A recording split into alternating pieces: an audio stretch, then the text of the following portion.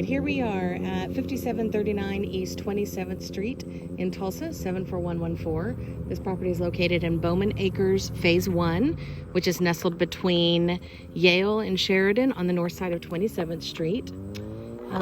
This property has 3 bedrooms and 1 bath. It was built in 1955.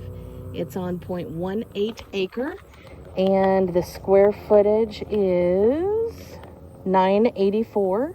They're asking $149.9, which is $152 a square foot. It's been fully remodeled and it's been on the market for 6 days. Let's go ahead and take a look at our street scene. This is a very typical house for the area. 3 bed, 1 bath, 2-car attached garage. That is the norm. All of these houses were built in the 50s pretty much, maybe some late 40s.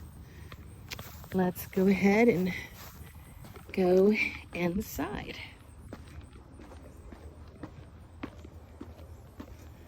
So it is brick and it's been painted this really light gray. I see that they've replaced some windows. That's great.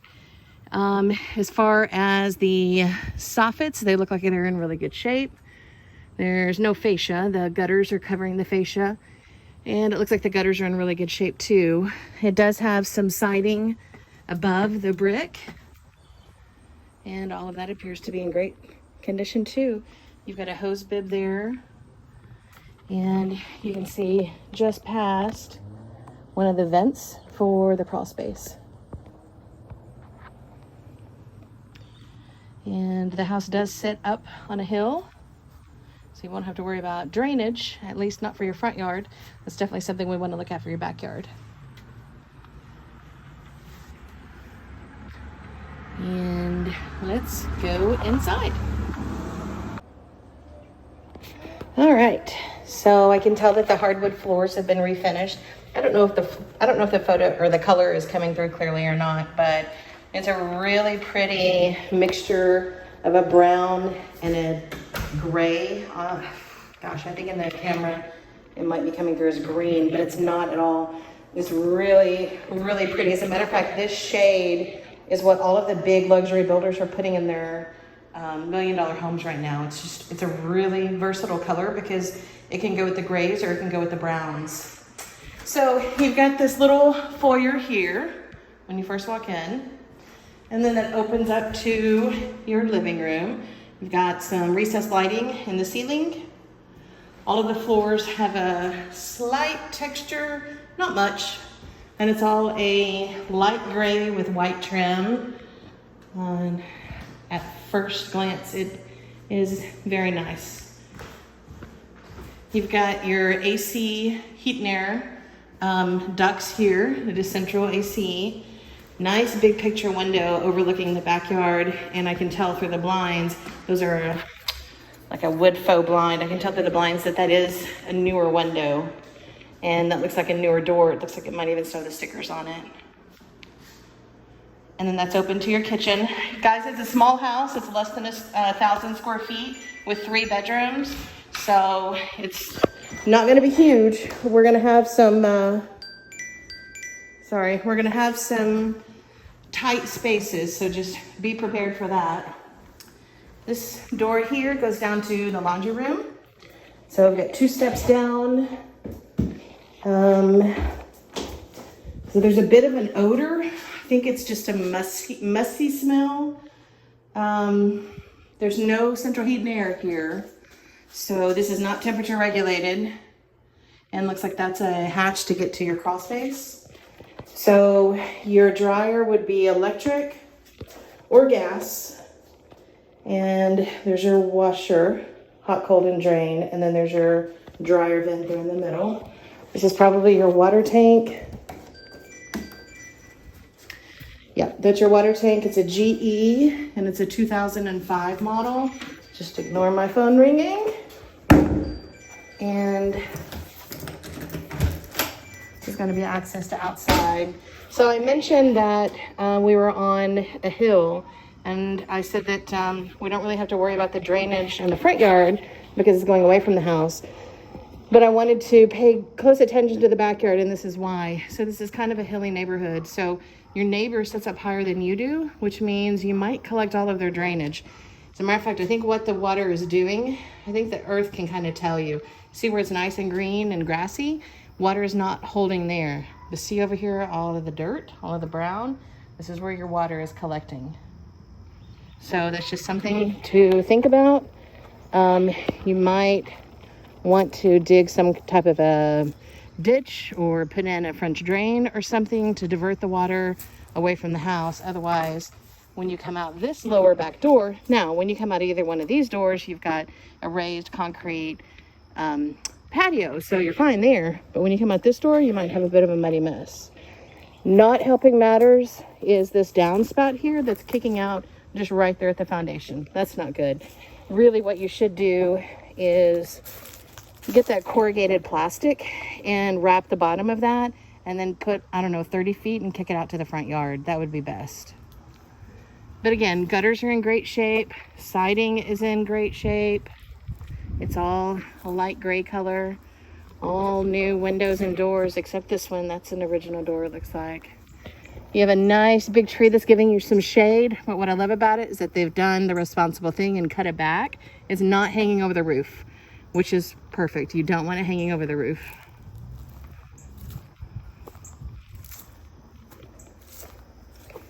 You've got a little playground set there that could probably be, well, it could definitely be cleaned up, but you can tell that there's some ivy growing into it and hasn't been used much. You've got a storage shed there that is on a concrete pad.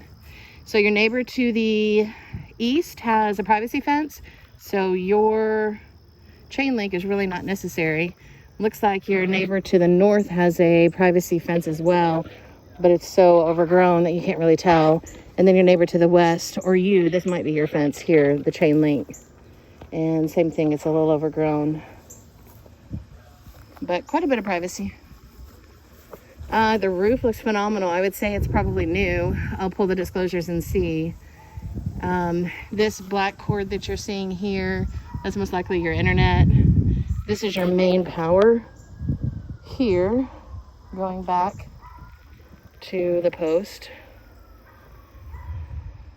And then you've got more internet there.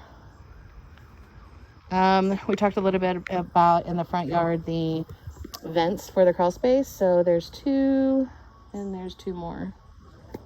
So you want to keep those closed in the winter time. You don't want cold air coming up underneath your hardwood floors, but you want to keep them open in the spring and the summer and the fall and let a lot of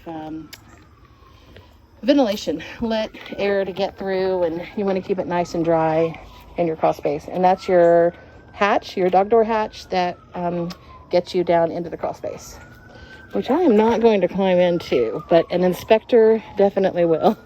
Looks like you've got motion sensor light right off of the back door, but it must be turned off.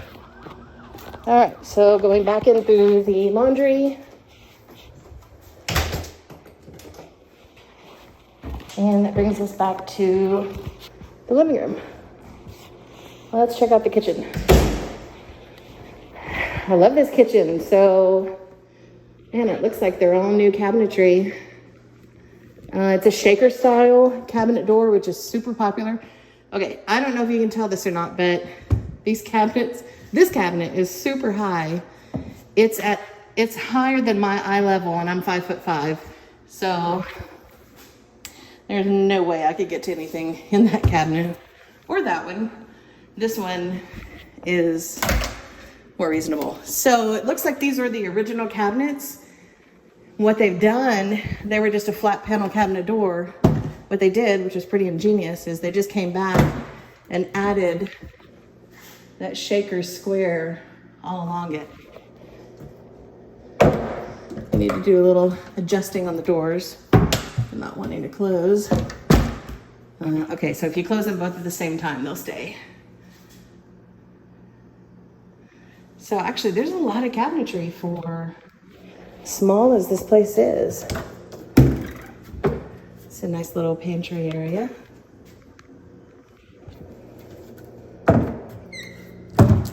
I love the double window, so you're going to be able to see all of the happenings in the neighborhood. That's nice. And those are our vinyl windows. So those are replacement windows. Let me see if this is a light or garbage disposal. I don't know, it didn't come on. But that's a pretty nice view while you're sitting there doing your dishes. The backsplash is a subway tile, a white subway tile with a black grout, which is super popular.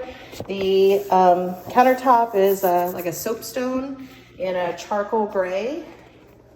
I love the deep dual sink. Stainless steel,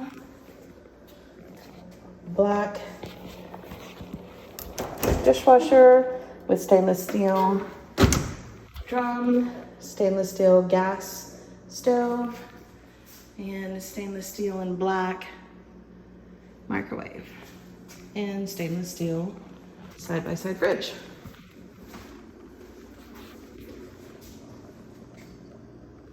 And this great island that has storage built in.